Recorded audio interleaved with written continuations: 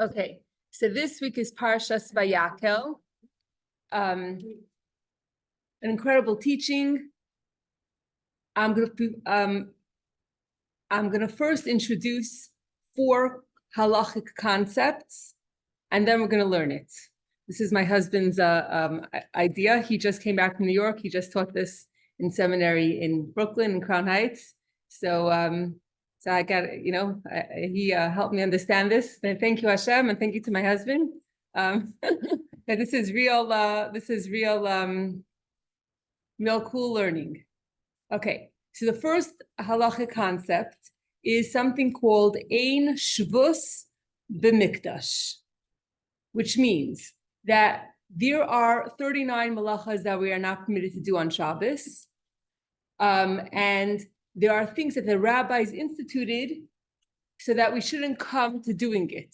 For example, if you're not allowed to write on Shabbos, then don't even touch a crayon. So that it shouldn't lead to doing the prohibition from the Torah. So very interesting.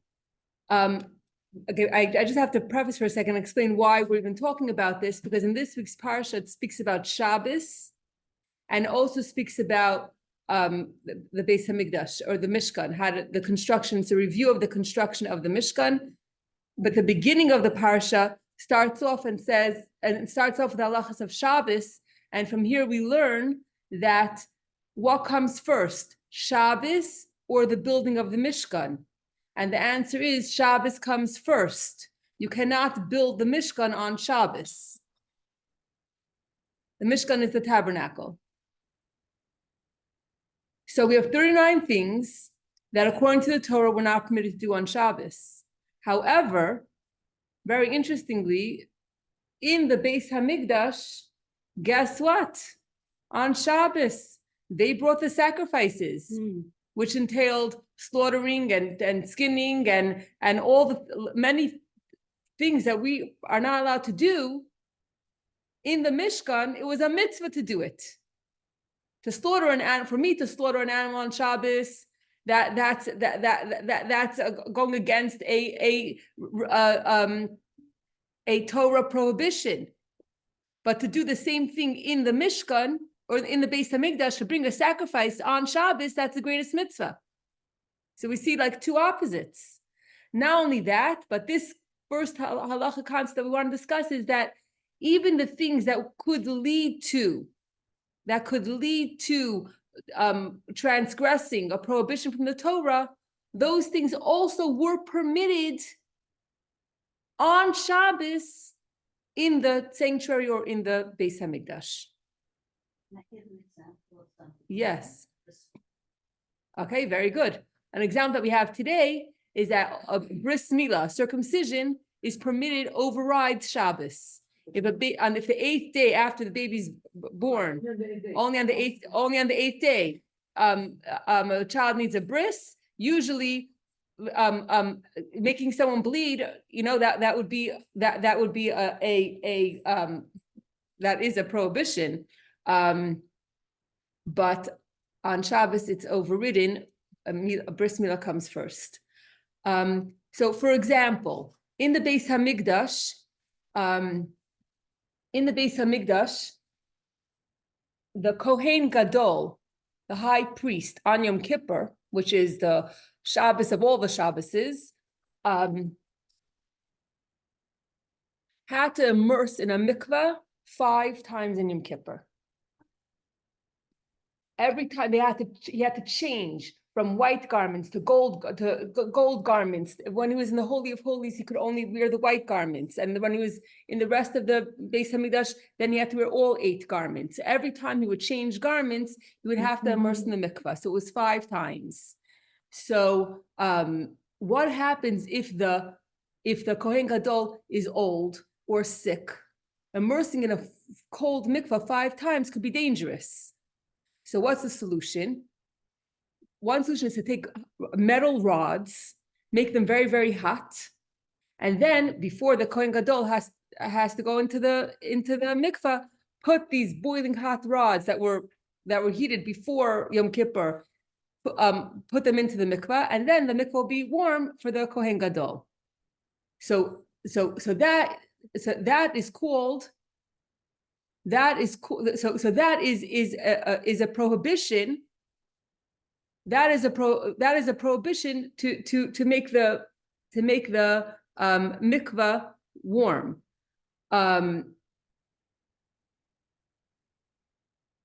But it was permitted in the Beis Hamikdash for the Kohen Gadol, because when you're in the Beis Hamikdash, things that usually would be prohibited are permitted, even something that's called a shvus.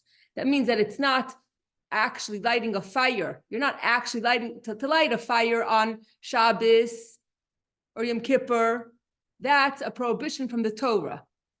To take something that was something boiling hot, that was preheated before Yom Kippur, and to put it into the mikvah is a shvus, and was permitted to do in the Beis Hamikdash for the Kohen Gadol.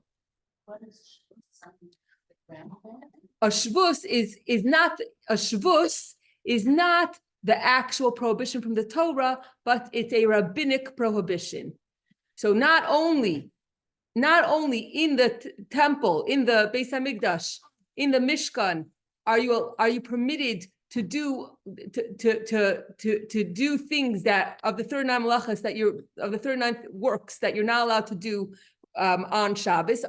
You are allowed to do it in the Beis Hamikdash for what? For things that are time bound.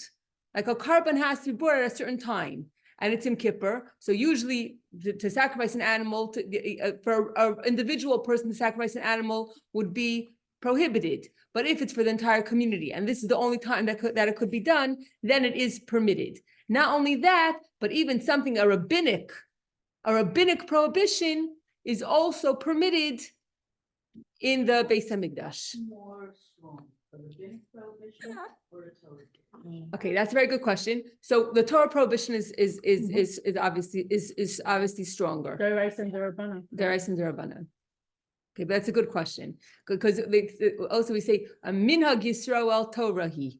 Just a custom is considered Torah. It's very important. So we shouldn't think, oh, it's just a rabbinic prohibition, like I could just do it. But if you want to, in levels of severity, the prohibition straight from the Torah, the 39 malachas, the 39 types of work, those are Dairaisa, those are from the Torah, prohibitions from the Torah, and that is the most strict.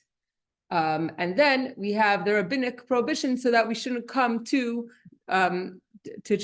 transgressing what the Torah tells us not to do. Okay. It's tricky because, like, let's see, Rosh Hashanah comes down on Shabbos. You don't blow shofar. You know why? Because in case it's gonna come to carrying the shofar. Correct. That means you're allowed to blow a shofar on Shabbos, Correct. but you're not. Now there's an Erev, so it's interesting. Just like we keep today's example here, when we already know which day we are. Meaning now there's an able to be careful. And you still.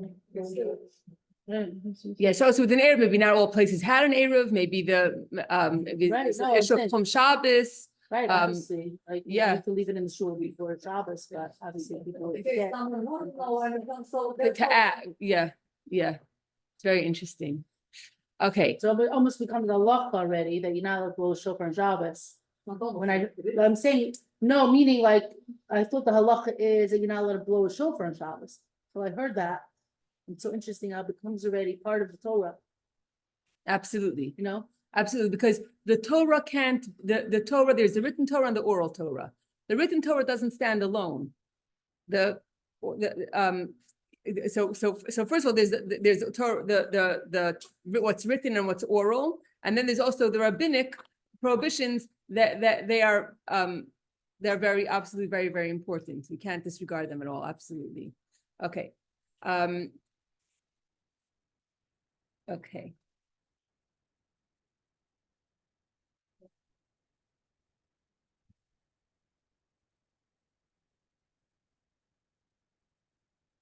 Okay, fine.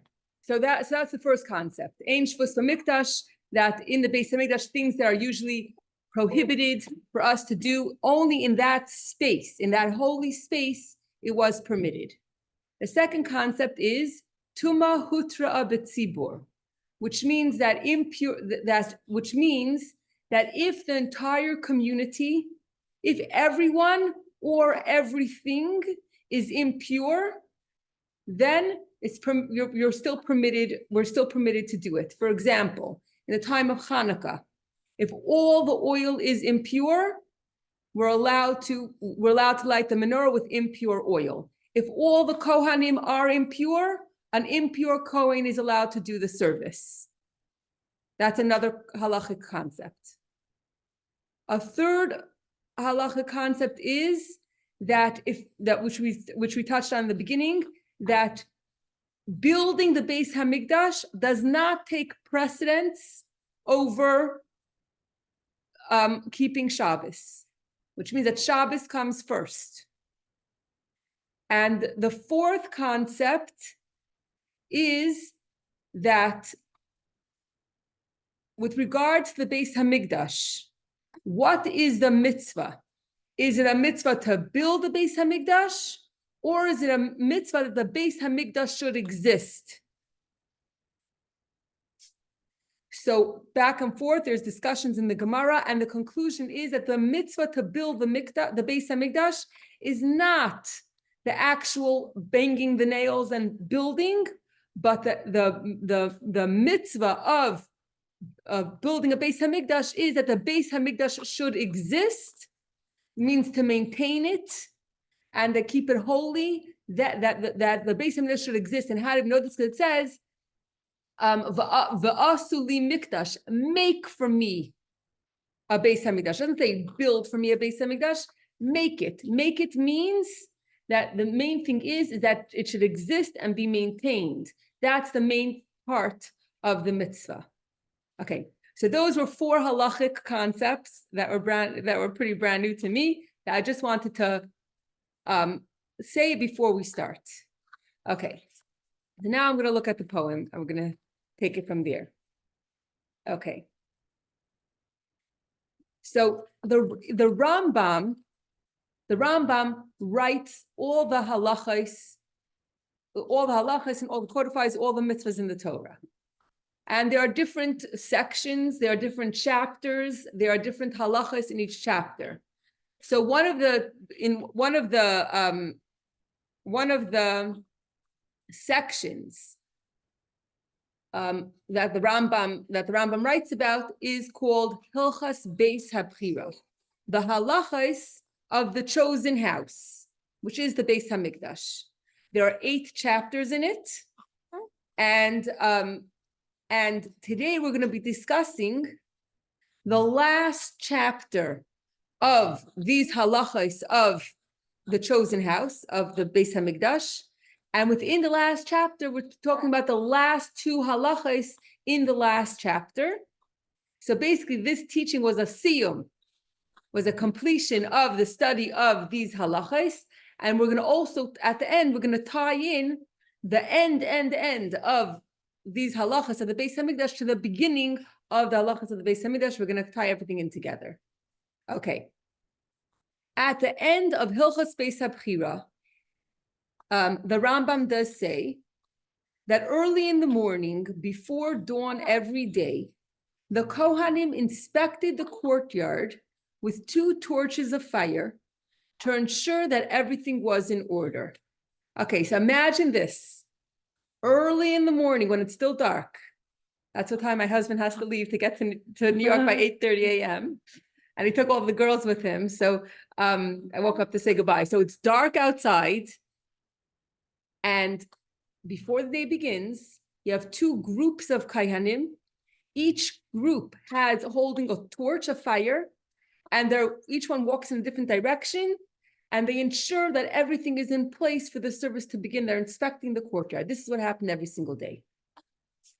Shabbos was an exception. Since carrying candles is a shvus, a rabbinic prohibition, the Kohanim would do the inspection with the torches on the wall that were lit before Shabbos did begin. So on Shabbos, there's an exception. On Shabbos, they did the inspection without the torches, like every other day of the week. And they relied on candles that were lit on the wall that were lit from before Shabbos. Why? Because carrying a torch is a shvus, is a rabbinic prohibition. To light a torch, that's for sure from the Torah that you're not permitted to do. But a shvus, a rabbinic prohibition to carry a torch, that is a shvus, that's a rabbinic prohibition, and even that they wouldn't do on Shabbos. So what's your question? I thought you said you're allowed to. Oh, I thought you said that in the Beis Hamikdash there is no shvus. There is no concept of a rabbinic prohibition that we have to refrain from in the Beis Hamikdash. So how come on Shabbos the Kohanim have to do something different? However, in the temple only, a shvus is permitted because the temple was so holy. So why was it necessary on Shabbos for the Kohanim to change their practice? Okay. That's $1 million question. We can't say that since they had another option for light, to break a shvus wouldn't be right, because there are other cases where a shvus was broken, although for each job to get done, there was another option. Okay, so we can't say that since you could use the light on the wall, therefore, it's not necessary to break this shvus, to break this rabbinic prohibition and carry torches. So this can't be the answer, because that you have another option. Because like I said, like when I was speaking about the shvus, the example of the shvus of this Kohen Gadol who has to immerse in the mikvah 5 times, a shvus would be to take boiling hot rods and place it in the mikvah. That's a shvus. But guess what? There's another option. If you take boiling hot water, I shouldn't say boiling. If you take hot water, that's not that you poured into a kli sheni, and then you pour it into the mikvah, then you didn't transgress anything. So there is another option to get that mikvah warm. As we know, when we make coffee or tea on Shabbos, you have an urn or chicken soup on the boiling hot fire. When we serve chicken soup that's on the fire on Friday night, we don't serve straight from the pot, but rather we take a ladle and we ladle the soup. We take the pot off the fire. Then you ladle the soup into a bowl. And then if you want to add croutons or something, then you even pour the soup into a second bowl, so that every time you're pouring it, you're losing heat. So that when you pour croutons into the bowl, which is a kli shlishi, which is considered the third vessel, it doesn't have the power to cook anymore, because we're not allowed to cook on Shabbos. Which reminds me that you still could get burned from that soup. But it is very hot. It could still be very hot, but it doesn't. Every time you pour it, it loses heat. So the chicken soup on the fire is called a kli rishon, a first vessel. When you pour it into the second bowl, or some people say the ladle is the second vessel, and when you pour it into a bowl number 2 or bowl number 1, according to which opinion you hold, then it's already the third vessel. Once it's in a third vessel, you could already add something if you have to the soup, because although it's still hot, it doesn't have the power to cook. So this reminds me that my husband's friend, Rabbi Yisrael Wilhelm, when he stood up to speak about Project Likkutei Sichos for the men's conference, he said, when we're in yeshiva, we're a kli rishon, we're boiling hot. 20 years later, we're a kli shlishi, we're getting cold. By learning Project Likkutei Sichos, you're back into a kli rishon, you're boiling hot again. So the same thing is with this concept of with this. So we know to light a fire is a prohibition from the Torah. to take boiling hot metal rods and put into the mikvah, that's considered a shvus, because a shvus is you're accomplishing the same thing. You're making the mikvah hot. But then there's a third option. I'm not taking boiling hot rods and putting it into the mikvah. I'm taking hot water or boiling hot water. I'm pouring it into one vessel, pouring it into a second vessel. Now it's a kli shlishi. It doesn't have the power to cook, but it will take the chill out of the water, out of the mikvah water. So, and then it'll be safe. It'll be okay for the Kohen Gadol. So we find that although I have another option, that I could do this kli shlishi thing, I could do the kli shlishi and get the chill out of the mikvah without transgressing anything. But we find that in the Beis Hamikdash, even if you have another option to get the chill out of the mikvah, you can still take those boiling hot rods and put it into the mikvah on Yom Kippur for the Kohen Gadol, because there is no shvus, there is no such thing as a rabbinic prohibition in the service in the Beis Hamikdash. So we said, so now we're going back to our original question. Why can't the Kohanim carry torches on Shabbos when they're doing this inspection if there's no shvus in the Beis Hamikdash? There's no problem. Even if you have another option, you could use the light from the wall. Why can't I use the torches if there's no shvus in the Beis Hamikdash? Yes. I have a question. About Avis, like, why couldn't they carry anyways? It's in the Beis Hamikdash, they're not going out of the home or whatever. Right. So it wasn't about is the issue carrying or is the issue holding a torch? Yeah. But I thought you're allowed to for the Beis Hamikdash.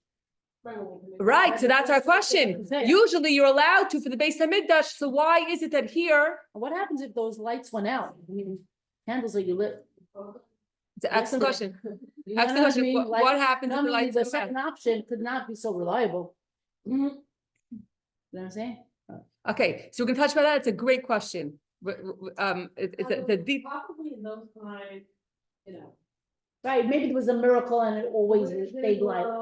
I did think of that. I did think of that. There was a fire. Right. I thought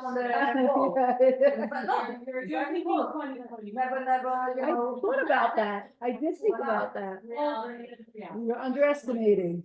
No, no. There were 10 constant, also 10 constant miracles, that's just right, what was also, the wind didn't blow out the fire. On the bed, but not Yeah. on the torch on the wall, like a torch on. Maybe it was counted. Okay, so now I'm gonna say another thing that it can't be. Another reason that it can't be.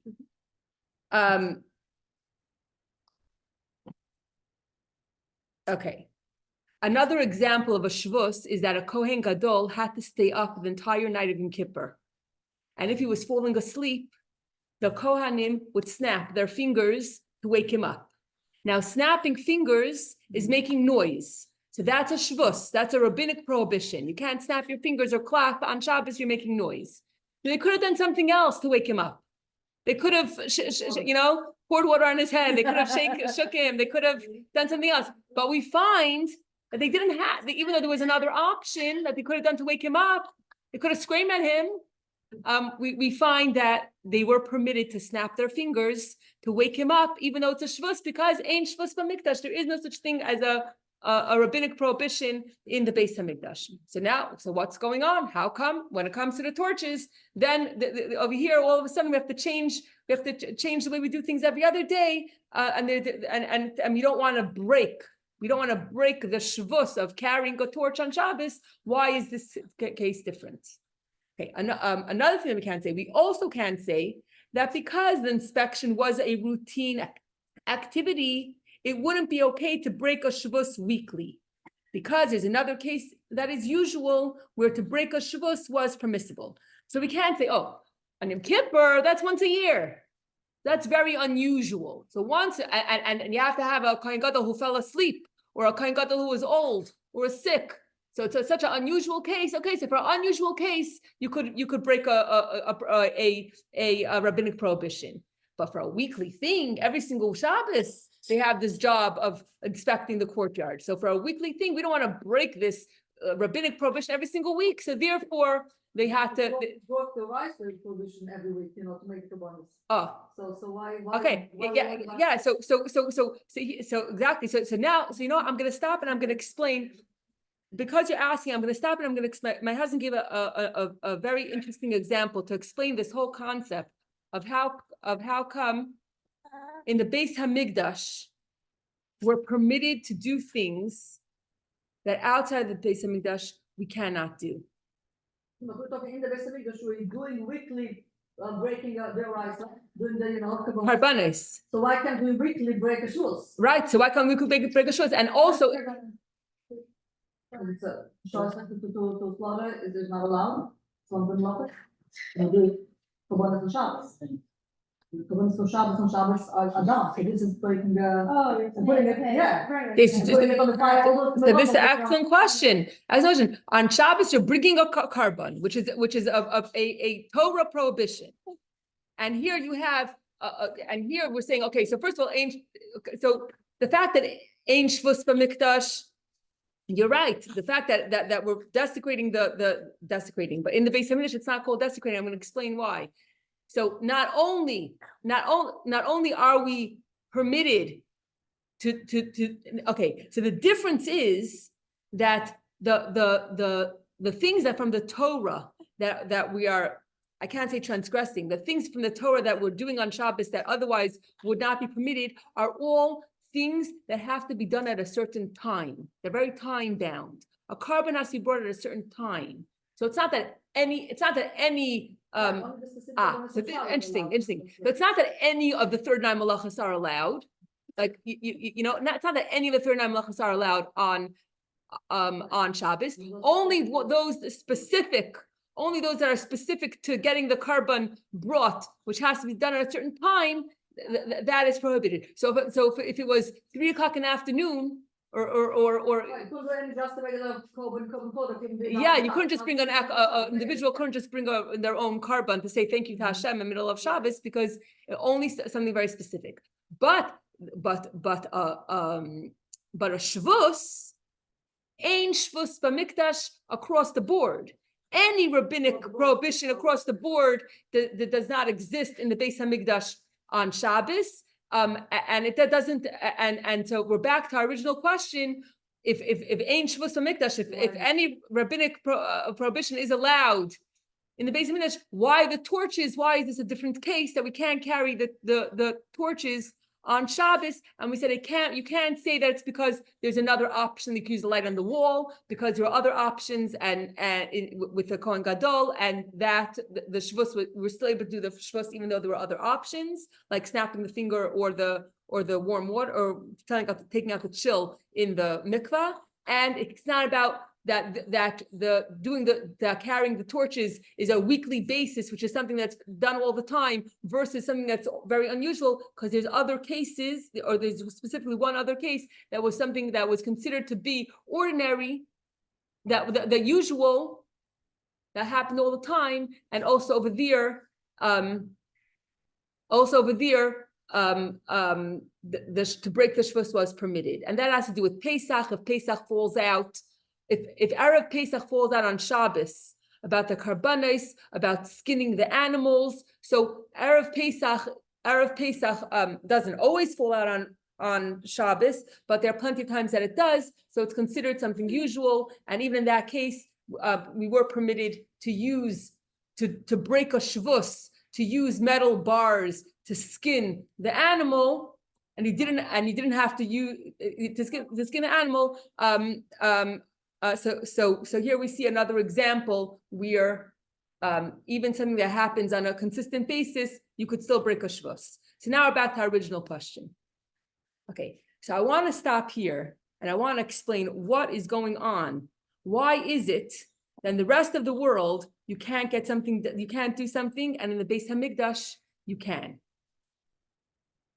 So this doesn't say it in the Sichos. This is an example that my husband gave. He said as follows: before marriage, if a couple is engaged and they're planning to get married very soon, there are things that are not permitted. They're not permitted to touch. They're not permitted to have intimacy. They're not permitted to do these things before the marriage. Why? Because they haven't yet created a whole their Beis Hamikdash, their holy space. But once they have a holy space, once the holy space is already created, once they got married according to halacha and everything, and there's a holy space created, then things that were not permitted when they were engaged in holy space, it is permitted. And not only is it permitted, but it's a mitzvah. So that's the best example that I could think of where you have, because once you've already created the holy space, when you're in a holy space, then things that would seem mundane are not mundane anymore. Mundane things in a holy space become holy, and then there is no, and then what is not permissible outside of the marriage or before the marriage, all of a sudden becomes the holiest thing that you could do.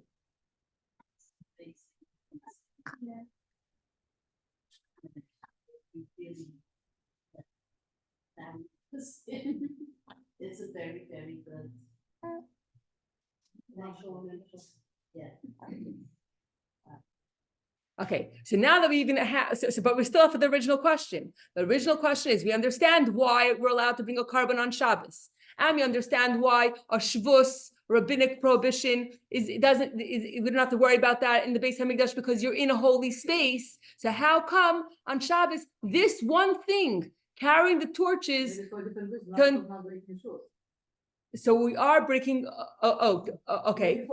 So why is it? Why is that in the case of carrying torches over here, we're not breaking a shvus? We don't want to break a shvus over here. We don't want to break the rabbinic prohibition and carry the torches on Shabbos. Why in this case? When any other case, any other rabbinic prohibition is totally fine in the holy space. And why is this not okay? Why were they checking in the first place? And why is that an excellent question? Maybe on Shabbos was an extra protection. They didn't have to check anything. And what are they checking for? Right. Okay, amazing questions. Okay, yeah. Okay, so here we go. Okay, in the beginning of the parak, so I'm up to 1, 2, 3, 4, 5, 6, sixth paragraph. Sixth paragraph. In the beginning of the parak, the Rambam makes it clear that the temple was guarded not because the Yidden had enemies to fear, but rather to glorify the temple, since there is no doubt that a palace with guards is more glorious than a place. It should say a palace. It should say a palace than a palace without.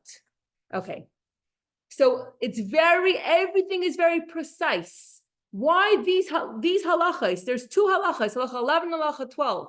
Halacha 11 speaks about the inspection that was done all week long. Halacha 12 speaks about on Shabbos, the inspection on Shabbos. And these halacha 11 and 12 is at the end of what category?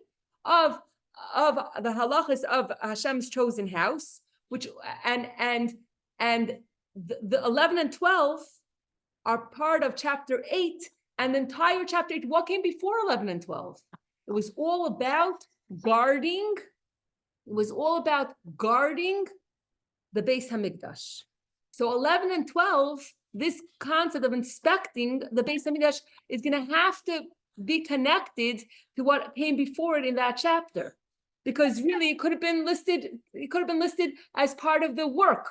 There's different chapters that speak about the work that went on in the Beis Hamikdash. So it could have said, before you begin in the chapters where it speaks about the work, it does allude to this very briefly, but really it could have been only in the chapters where it's only in the sections where it speaks about the work of the Beis Hamikdash. And it could have said that before you begin the work, you have to do the inspection. But rather, the halachas that speak about inspecting the courtyard, where they're found in the chapter that speaks about guarding the Beis Hamikdash. Now, very interesting. When we're talking about guarding the Beis Hamikdash, what is the purpose? We are not guarding because we're afraid of enemies.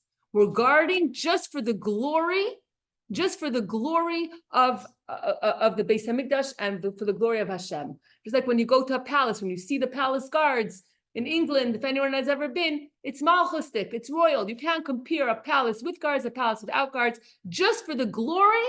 That's why we have that's why that's why they had to guard the Beis Hamikdash. And these halachas 11 and 12 are coming in this section, in chapter 8, which the whole chapter is talking about guarding. So, okay.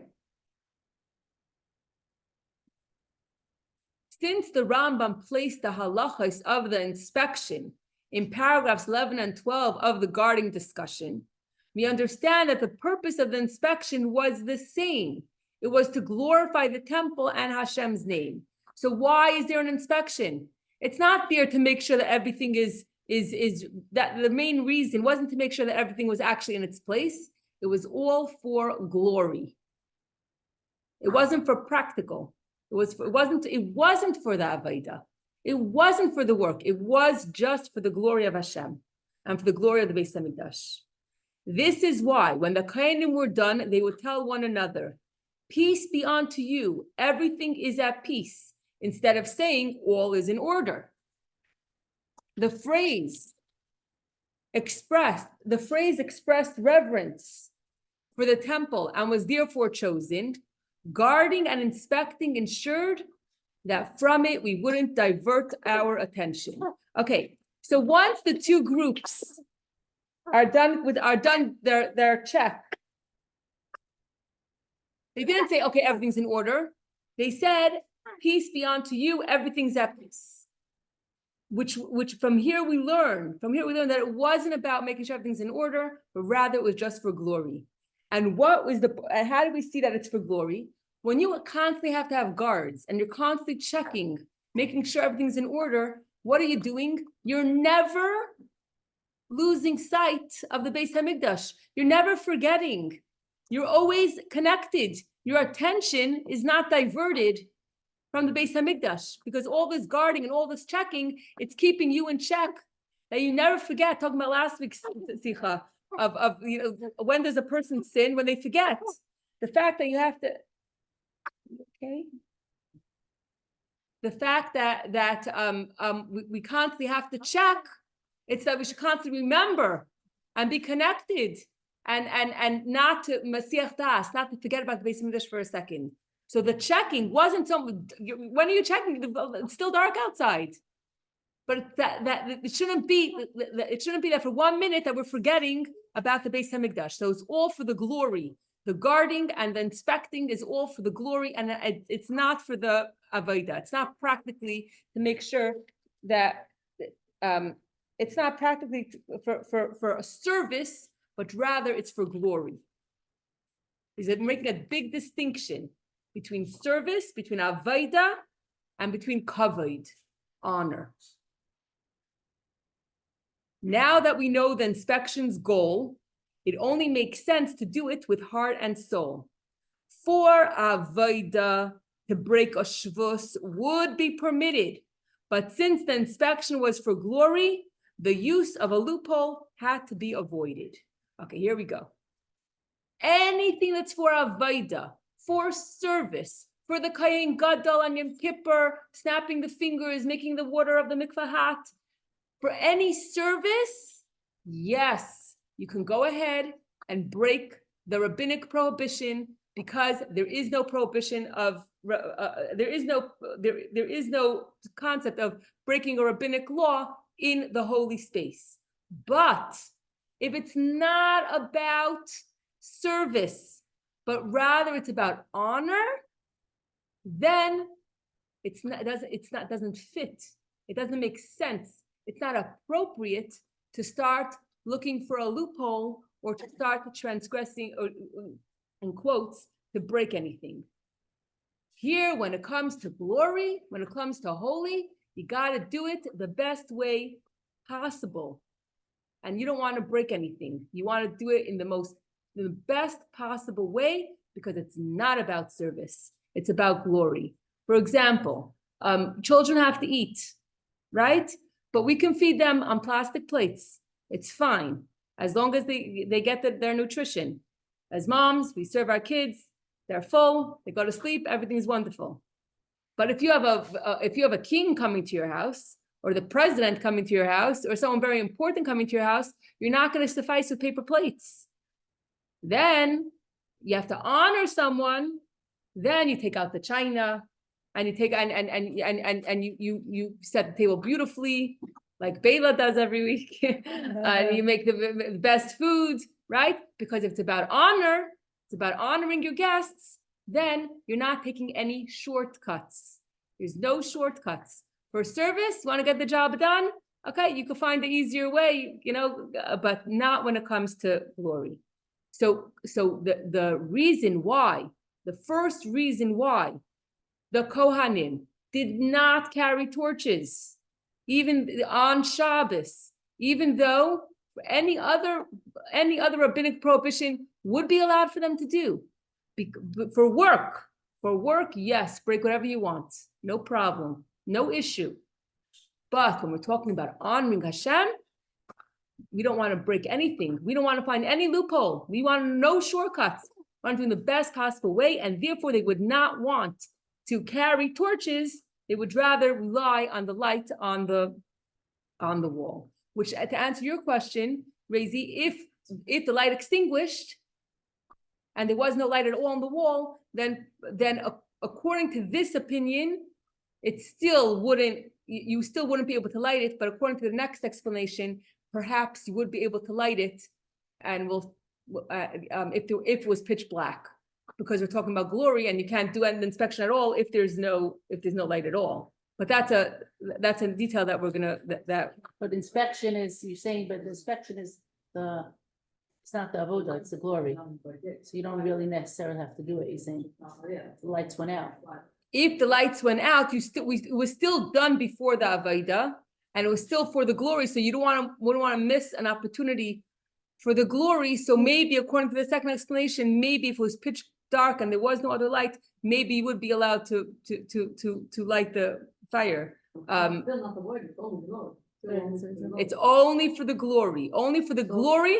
When it comes to glory, we're going to try as hard as we could not to break. Right, so then we probably wouldn't also light fire if the fire went off. If it's pitch dark, problem is that in order for the avodah to begin in the day, even though it was for glory, in order for the avodah to begin, they had to have the inspection. If I can't inspect if I don't have the light, then what do we do? So that's a very good question. But so far we're going to do, basically the conclusion is that so far that we're going to do whatever we could not to break Shavuos, because when it comes to service, you could, no problem, we could break whatever is necessary, and even if it's not necessary, we could break it, because there's no concept of a rabbinic prohibition in the holy space. But in this case, because it wasn't for service, it was for glory, therefore, when it comes to glory, you don't want to take any shortcuts. You want to do it in the best possible way, and therefore, so in a marriage, if we're to take it in a marriage, for honor and glory. So, for example, if there's a couple that are permitted to each other in their marriage, in that holy space, they will not necessarily show affection in public, although they are permitted to each other. They're still not going to touch or hold hands, etc. in public. That's glory. That's honor and glory. So when it comes, so halachically, there's nothing wrong. Nothing wrong. A couple, they're permitted to each other to hold hands. But when it comes to glory, when it called Kavod Bas Melech Panima, right? When it comes to the glory of a Jewish woman, then we go the extra measure. We're going the extra measure. When it comes to glory, we go the extra measure. Maybe according to halacha, strict halacha, it is permitted, but we take the extra step because we want to do it in the most beautiful way when we're talking about honor and glory. Okay. Now we're going to connect it to Hanukkah. What happened on Hanukkah? All the oil was impure. So according to halacha, were they allowed to use the impure oil to light the menorah? Yes. So Hashem doesn't make miracles for no reason. Why did Hashem make a miracle that the Jews found one jug of pure olive oil And that oil lasted for 8 days. Why couldn't we just use the impure oil and that's it? It was allowed. They wanted to go with Mishra Sadin. Why? Why? It was a chain reaction. What happened? For the Jews to fight the Greeks, they were basically, there was, according to nature, there was no way that the Jews could win the Greeks.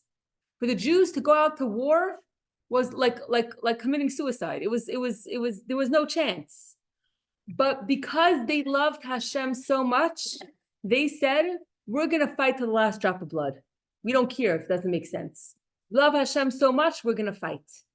To reciprocate that love, Hashem said, yes, you could use the impure oil. There's nothing wrong because all the oil is impure. It's okay. But Hashem said, no, you showed me your tremendous love to go out of your way to not make any calculations and to go fight me, Hashem, to go fight to fight for Hashem.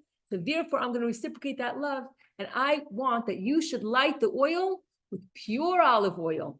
I'm going to make a miracle. I don't want you to have to resort to option B, option C, option D, and use second-class oil. I want you to do the mitzvah in the best possible way, and therefore Hashem made a miracle that wasn't necessary to show his love for the Jewish people.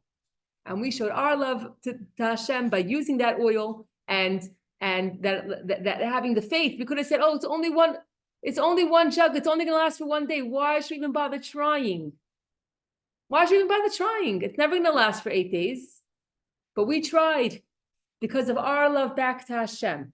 So when it comes to love, it's way beyond the letter of the law, way beyond the halacha. Hashem went above and beyond. We went above and beyond. When it comes to love, in the same category of honor and glory, where we don't do the bare minimum or the basic or just what's allowed, but rather we don't look for a loophole. We don't look for a heter, but rather we look to do the mitzvah in the best possible way. The same is true with the miracle of finding the pure oil on Hanukkah. To use impure oil like the menorah would have been permitted according to halacha if it was just about the avodah. If lighting the menorah was just about getting the work done for work, no problem. You could use impure olive oil. But Hashem's love for the Yidden, he wanted to display. He made a miracle so that the Yidden could perform the mitzvah in the best way. On a loophole, he didn't want the Yidden to have to rely because their love for Hashem was soaring high. So because our love for Hashem was soaring high, Hashem's love for us was soaring high, Hashem said, you don't have to do the mitzvah just according to halacha to get the job done in the most basic way, but rather I'm going to perform a miracle. They should have the pure olive oil to do the mitzvah in the best way, because here it's about honor, love, and glory. Now that the difference between kavod and avodah we see, we can understand why the Rambam finds it necessary to record the weekday and Shabbos inspections separately, because on Shabbos, Hashem's glory was seen in a greater and stronger degree. Okay, so there's a difference. There's a difference between honor and service. For service, you could break anything, but for honor, you want to do it the best possible way, and you don't want to break anything. And now we understand why. When the Rambam is very precisely recording the halachas in the end of this chapter of Hilchos Beis HaBchira, he doesn't put the weekday inspection and the Shabbos inspection in the same paragraph, in the same halacha, but he splits it into two, making the very last paragraph specifically only dedicated and speaking about Shabbos. Because where do you see the glory? Where do you see the honor? You see it way more on Shabbos than on weekday. Because on the weekday, they carry the torches. So you don't see the honor. It's not as emphasized as on Shabbos, when they're not breaking a Shavuos because they want to do the mitzvah in the best possible way. Where is that emphasized? Specifically on Shabbos, and therefore Shabbos gets its own halacha. It's not lumped together with the rest of the weekdays.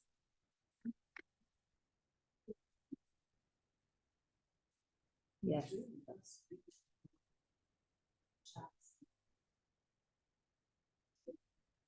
Absolutely, absolutely. A woman is the femininity. Femininity is malchus. Malchus, what's malchus? Glory. That's our absolutely. That's a feminine trait. Takes the little bit extra while. Beauty is the woman's role. Absolutely. Absolutely. To go beyond the letter of the law and to insert the love and there's so many things that we do. And then so my husband started took this job to teach in Brooklyn Monday mornings to teach the Likkutei Sichos. So my daughter Rachi, she doesn't have to school on Sunday, so she started going with my husband early Monday morning to New York. So last week she prepared everyone's clothing, she set the breakfast table, and she made the lunches, and she left a note: "Have a wonderful day, love, Rachi."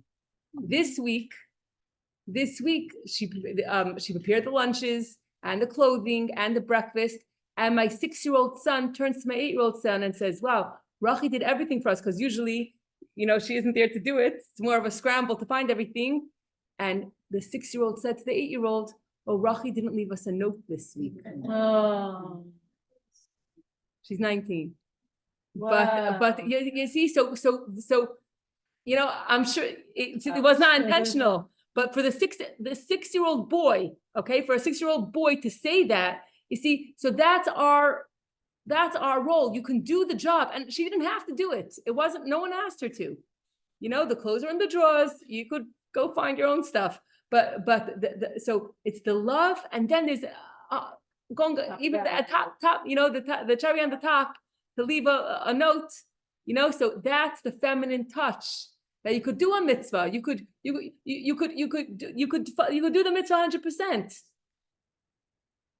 and sometimes you could even find a loophole and get it done, and it's fine. You did it. You could check it off the checklist. But then there's a concept that we want, that we love Hashem. We want to honor Hashem. We want to show glory, and therefore we want that extra touch to go beyond.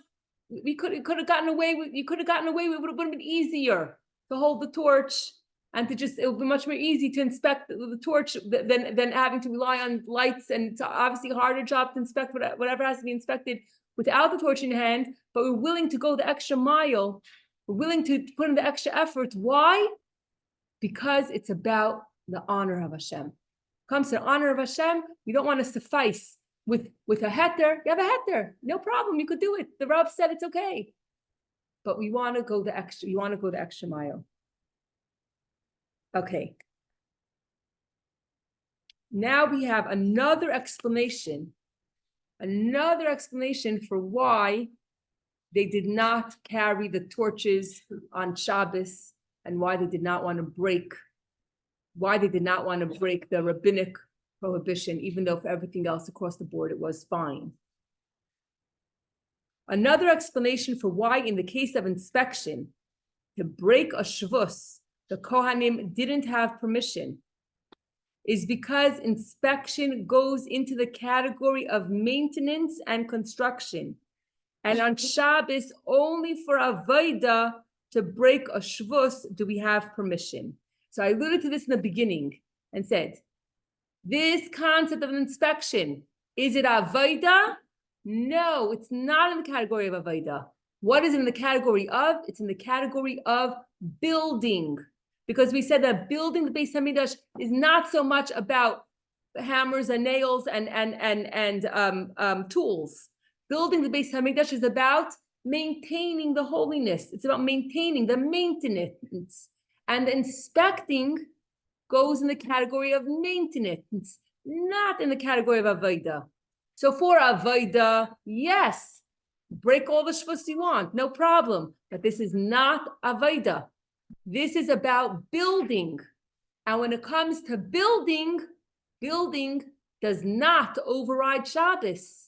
And therefore you're not permitted to break a shvus, because this is in the category of building, not in the category of avodah, of work. And only for work are you allowed to break rabbinic transgression. And here, this is not about work at all. It's about what? Maintaining the building of the Beis Hamikdash. The reason that on Shabbos from work we refrain is because for us, the work is mundane. But once the temple was sanctified entirely and was holy already, any work done on Shabbos in the Mishkan was a mitzvah that is holy. So this, I said this before. In a holy space, for anything mundane is allowed. But the inspection is not about it's not about the holy space. It's about the building. It's about the building, and therefore, it would not be permitted. It would not be permitted to carry the torches on Shabbos because it's a action of maintenance, of building the Beis Hamikdash, not the service. To make the temple impure is what the Greeks did do. Since the temple needed to be made holy and inaugurated anew, on the rule that impurity is permitted, they couldn't rely, because when establishing a new sanctity, our best we must try. What happened in the Beis Hamikdash? What happened in Hanukkah? Hanukkah, was it about just doing a service of lighting a menorah? Then it would have been fine to use the impure oil. But it wasn't just about doing a service. It was about rededicating the temple. Why? Because the Greeks came and defiled it. The Greeks came and put idols in the Beis Hamikdash. So it wasn't just about doing a service. It was about creating a new holiness. And when you're building a new holiness, you cannot resort to a loophole of using impure oil, because you could only use the impure oil in a place of service, not in a place of building and creating a new holiness. So since lighting the menorah in the time of Hanukkah wasn't just about lighting the menorah, it wasn't just a service, it was about rededicating the entire temple. Lighting the menorah was a rededication ceremony. It was because we don't have yet the holy space. When the holy space is not yet there, you can't rely on this loophole that if everything and everyone is impure, you're allowed to use it. You can't rely on that because you aren't in the holy space yet. When you're still creating the holy space, there are no loopholes. You have to do it in your best way possible. And therefore, Hashem had to make a miracle for pure olive oil, because impure olive oil would not have gotten the job done, because it wasn't about a service. It was about creating a new holiness. And when you don't have the holy space yet, you can't do a shvus, you can't break anything, you can't go for a loophole. When you're creating something new, it has to be the very best. And another lesson that we could take this when it comes to education, when it comes to conception, when it comes to conceiving a child, when it comes to the beginning of creating holiness, it has to be done in the best way possible. When it comes to education, when it comes to educating young children, there's an advantage when you're educating young kids, when you're at the beginning stages of education. It has to be done in a holy way with zero compromise, because when you're creating that holy space, when you're initiating the holiness at that time, when you're still building, there has to be the utmost care and holiness. And therefore, our tradition is that when a woman is pregnant, she doesn't even go to the zoo, so as that she shouldn't see not kosher animals that would affect the fetus. Once the baby's born, you could take the baby to the zoo and show them all the great creations that Hashem made. But when you're initiating, when the conception, the initiation, before the child's even born, it's so important that there should be only holiness. You can say, "Oh, the baby wasn't even born yet. What does he know? But it's spiritually when you're building, when you're still creating. Well, the truth is that we're a work in progress. Our whole life we're creating. So therefore, we always have to be holy, holy, holy. And our children, educating our children always has to be holy. And we can never let our guard down. We can never get comfortable, because when it comes to building, and we're forever building ourselves and building our children, we always have to be on guard, do it in the holiest and most best way. And because I don't know if we ever do make it into the 100% holy space that we could relax, but especially in the building, when we're building ourselves, when we're building our homes, when we're building our children, when it comes to building, there's no loopholes, there's no breaks. Okay. In the beginning of Hilchos Beis HaBchira, Hilchos Beis HaBchira means the laws about the chosen house, about the Beis HaMikdash. To make a house for Hashem is the Rambam's wording for the mitzvah. The act of building a chosen house isn't the key. It's the maintenance and glory that is the priority. For the third Beis HaMikdash we are waiting, but in our homes and hearts, a temple we must constantly be maintaining. From your many temple and mine, may Hashem's glory constantly shine. So yes, we're waiting for the third Beis HaMikdash, and yes, that will be the everlasting Beis HaMikdash, but we can't just sit and wait. Each and every one of us, it says, V'asu li mikdash, make for me a sanctuary, b'shachanti b'soicham, and I will dwell in them. It doesn't say, and I will dwell in it. Rather, it says in them, because Hashem wants that each and every one of us should make our hearts and our homes into a tabernacle, into a Beis HaMikdash, into a temple for Hashem. And so we have work to do. We have work to do while creating that holy, while making our homes into a holy temple for Hashem. We have to know that our job is to constantly remember that holy temple that we're creating and constantly maintain it.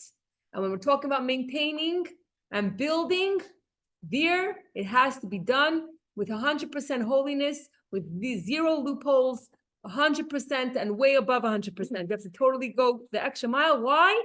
Because it's for Hashem's glory. Now, this is the best part, last paragraph, okay? And because of this is why I did this teaching, because it is very complicating. And we learned, I congratulate everyone for staying up, because it's very hard. It's very hard concepts.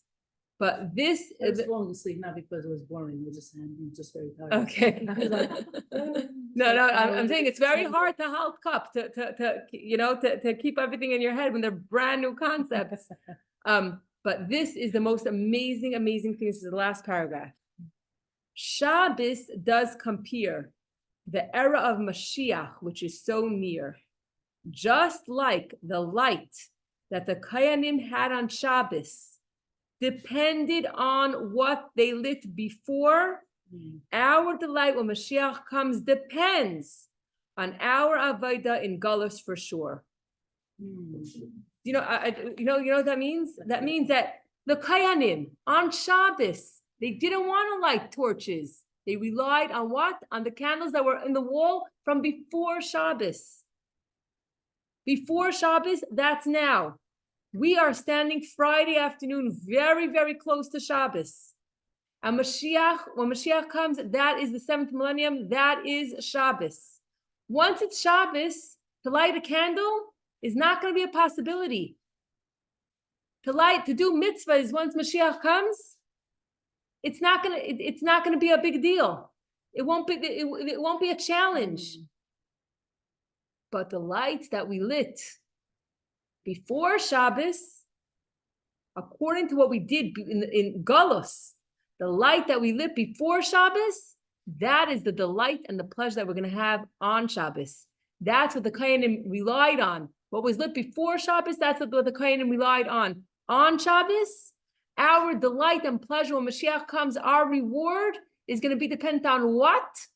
On the light that we lit in Gullus. And to explain this, I'm going to share my most favorite story, which most of you have heard before. The story is of a king, and he was a hunter. He liked to hunt. And one time he took all of his men and a whole hunting party, and they go to the forest to hunt. And the king saw a great deer, and he's chasing the deer to hunt the deer. And all of a sudden, before he knows it, he gets lost, and the rest of the hunting party is gone. He's by himself in his hunting gear.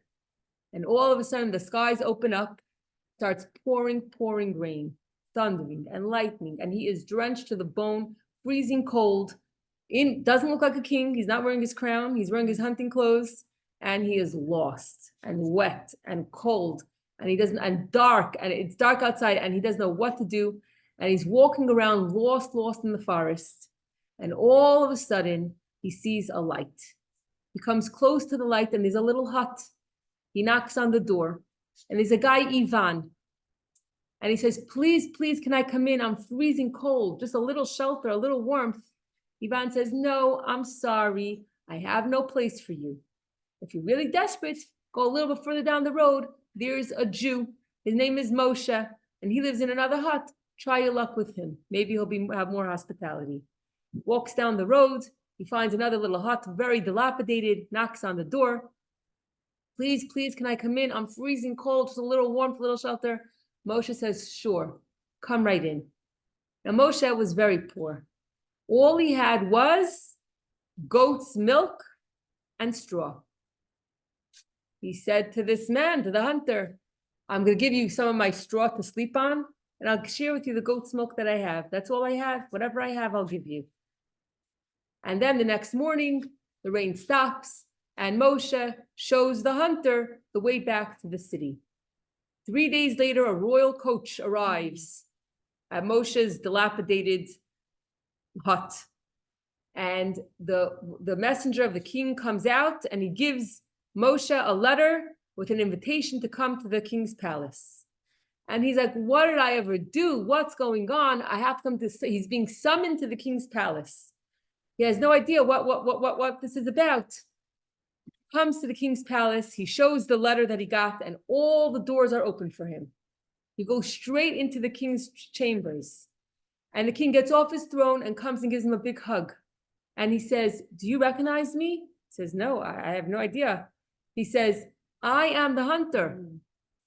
And you gave me straw and goat's milk. And because of that, you know what I'm going to do for you? I'm going to build a mansion next door to my palace. And you are going to have everything that you ever dreamed of. All the money, all the wealth, all the fancy clothes, fancy food, anything you ever dreamed of, you're going to have. Sure enough, he puts on a nice fancy suit. He's walking down the street. And Moshe bumps into his friend Yankel. Yankel says, tell me, how did you become this fancy guy with fancy tie? What's going on? Shiny shoes. He says, I'll tell you, I gave the king goat's milk and straw. So Yankel says, great, I'll do it too. He comes knocking on the palace with goat's milk and straw, and he's lucky that they don't throw him into the dungeon. What's the difference? What's the difference? When the king is in the forest, and it's raining and thundering and lightning and freezing cold. And then if you give the king just goat's milk and straw, you're amazing. The reward is unbelievable. But once the king is in his palace, you have to do a lot more to impress the king. So right now, the last few seconds of Galus, Hashem is knocking on our door.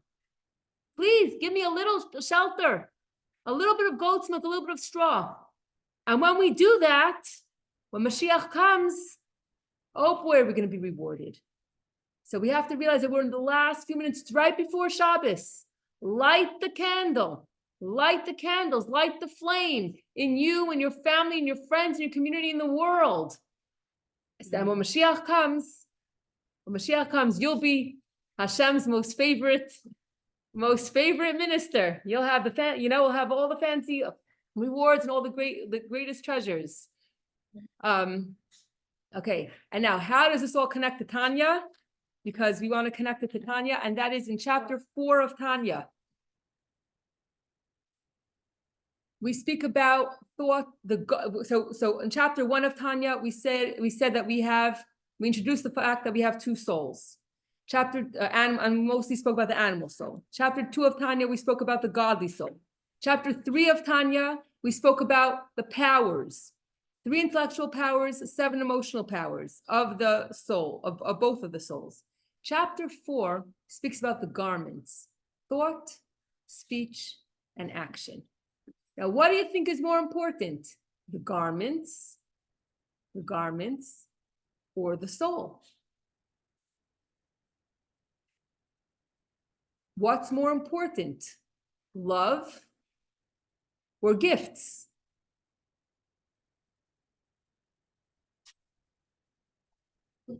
Well, there's different love languages. Gifts without love is blah, exactly. So basically, thought, speech, and action is what allows our neshama to express itself. The love is the love is the main thing. But if a person doesn't express their love in thought, speech, and action, you'll never know about it. Right? So in a human relationship, the main thing is the love, but it must be expressed in thought, speech, and action, because otherwise you don't even know that the love exists. But with Hashem, it's different. With Hashem, the main thing is the thought, speech, and action. And the love is expressed in the thought, speech, and action, but the main thing is the thought, speech, and action. That is the main thing. Usually, clothing is secondary to the person. See, clothing is two things. Clothing is two things. On one hand,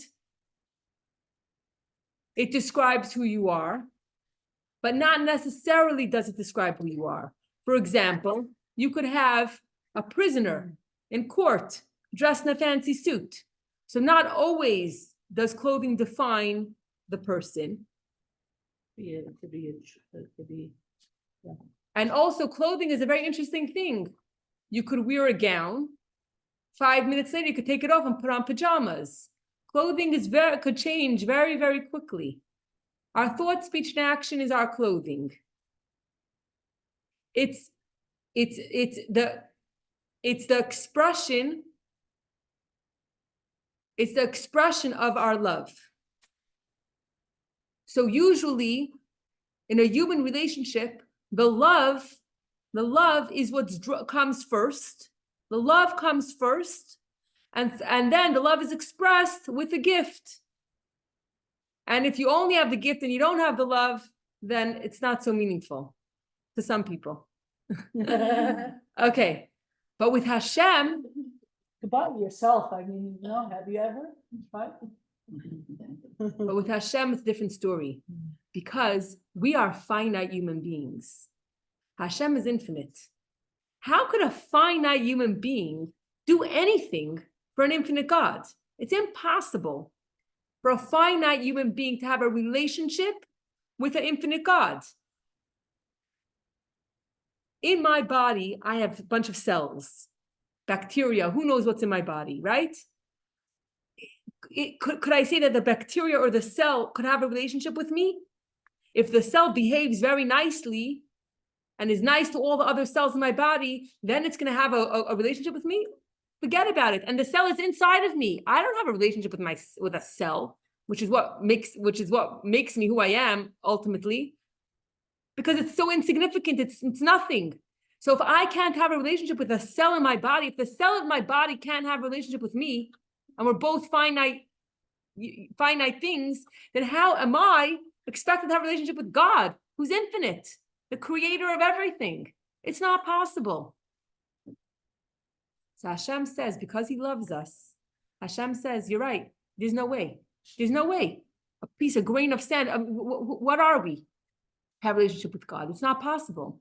There's nothing that could bridge that gap between finite and infinite. Hashem says, I love you so much. I'm going to give you 613 tools, 613 ways how you could become one with me, united completely with me. And it's only through these 613 avenues. And therefore, mitzvahs have so many details. Why this detail, not that detail? Because first of all, it's in the details where you see the love, just like that note that Rachi did not write for the kids today. But the details are very, very important. But it's specifically Hashem prescribed only through these ways could you become united completely with Hashem. And only in this world can that happen. It doesn't happen in other worlds. And that's why I think it was the Vilna Gaon on his deathbed, he was crying. And his chassid, his talmidim, his students said to him, why are you crying? You're so righteous, you'll go straight to heaven, no problem. He said, I'm crying because I'm about to leave a world where with a few kopecks, with a few pennies, I could buy a talis katan, I could buy tzitzis, and I could become one with Hashem. In other worlds, there is no opportunity to become one with Hashem. Only here does strong goat's milk count. Strong goat's milk doesn't count in heaven. Only here, when we don't recognize the king, when the king is hidden, when we don't know that it's the king. Here is where it counts. Here's where it counts. So in these last few minutes of exile, right before Shabbos, we have to know that every mitzvah that we do is lighting a fire so we could see better. We could see better on Shabbos. And everything that we learn here, when Mashiach comes, if we only understand it a little bit, because we learned it now, we're going to understand it in an unbelievable way when Mashiach comes. It's like if you have a door and you hear someone having a conversation, very juicy conversation on the other side of the door, but you don't hear every word. You don't know what's going on. But afterwards, if you hear if you hear about it, like, oh, now I get it. Now you piece everything together. The same thing is we're still behind the door. But any effort that we do now, any Torah learning that we do now, is going to be multiplied a million, bazillion, gazillion times more. The benefit, we're going to have so much more when Mashiach comes because we put in the work in now. And we have to know that only you could have all the kavanah, all the love, all the fear in the world, and love Hashem. But unless you actually do something in thought, speech, and action, only through thought, speech, and action could you become one with Hashem. So in a human relationship, the main thing is the love, and it's expressed through the gift. It's expressed through thought, speech, and action. But when it comes to our relationship with Hashem, the gift, the thought, speech, and action, that is what's most important. That comes first. That is the unity. That is the main thing. That is the main thing. And the love helps. The love makes our mitzvahs soar. But the unity only comes. The unity with one to become one with Hashem, that only comes through thought, speech, and action right now. Also, thought, speech, and action. It says Vayakhel has the word av, which means to give.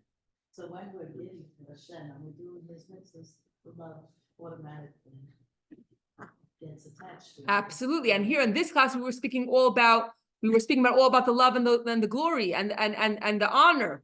That yes, love, glory, and honor, it's incredible. That's beyond the letter of the law. That's the cherry on the top.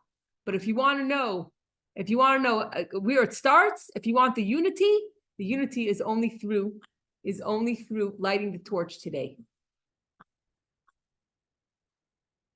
We light the torch today, then tomorrow we'll have the delight from the light that we light now. Wow. Okay. Okay. Yeah. Wow, it's very so long. Yes.